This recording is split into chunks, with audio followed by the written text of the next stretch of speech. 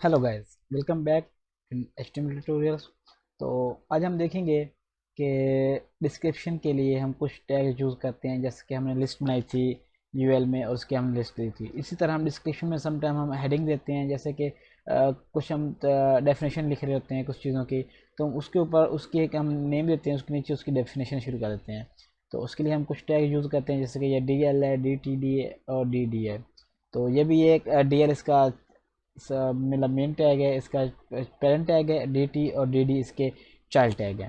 तो स्टार्ट करने से पहले हमारे चैनल को सब्सक्राइब करें और बेल के आइकन पर क्लिक करें ताकि आपको आने वाली सारी अपडेट मिलती रहें। तो हम स्टार्ट करते हैं।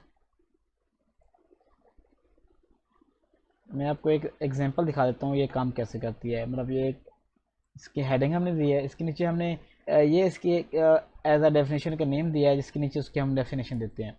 तो इसको स्टार्ट कैसे करते हैं, सिंपली हम इसको ऐड करते हैं DL। इसका जो पेरेंट टैग है वो हम स्टार्ट करते हैं DL से, और इसके नीचे जिस तरह हमने OL के अंदर LI दी थी, इसी तरह इसके अंदर हम देते हैं DT। DT में हमारी होती है हेडिंग। जैसे कि मैं नंबरिंग देता हूँ कि जैसे ये 1 नंबर हेडिंग है, इसका नाम मैंने 1 नंबर दिया है। इसके बाद हम नीचे उसकी डेफिनेशन लिखते हैं, उसके अंदर हम DD लिखते हैं या DD का टैग लगाते हैं। जैसे कि मैं इसी को रिपीट कर लेता हूँ, इसी टेक्स्ट को, या इस तरह लिख देते हैं 1 नंबर, उसके नीचे हमने ये डिटेल लिख दी है। इसको रिफ़्रेश करके चेक करते हैं, सेव करता हूँ, इसको रिफ़्रेश करता हूँ।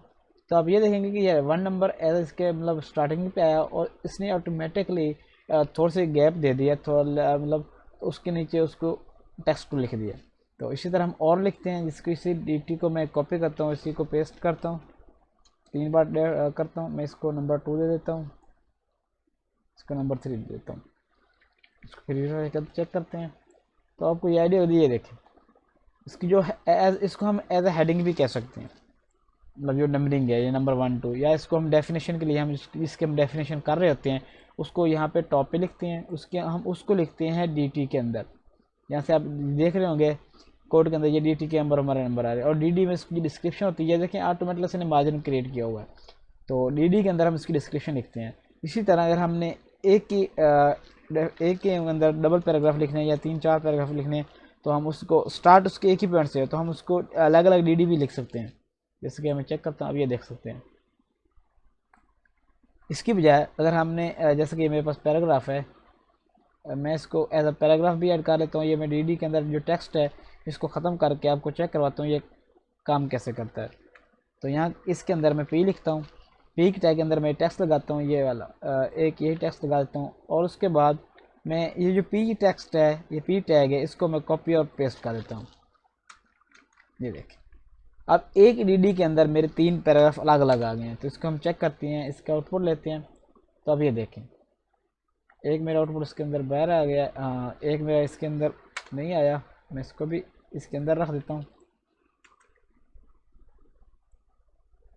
अब ये चेक करें, ये भी सेम वही काम कर रहा है। अगर हम एक ही डी के अंदर पैराग्राफ ऐड कर देंगे, उसका भी वही काम है। अगर हम अलग अलग जो डी टैग है वो भी अलग अलग ऐड करेंगे, तो वो भी सेम करेगा। और हम ये यूज़ करते हैं प्रोडक्ट डिस्क्रिप्शन के लिए, डेफिनेशन के लिए, और जो हमारे प्रोडक्ट जो होती है उसकी डेफिनेशन लगाते हैं, उसकी डिस्क्रिप्शन होती है, उसके लिए हम ये टैग अलग यूज़ करते हैं। तो आई होप आपको अंडरस्टैंड हो गया होगा। तो मिलते हैं नेक्स्ट टैग के साथ। Thank you.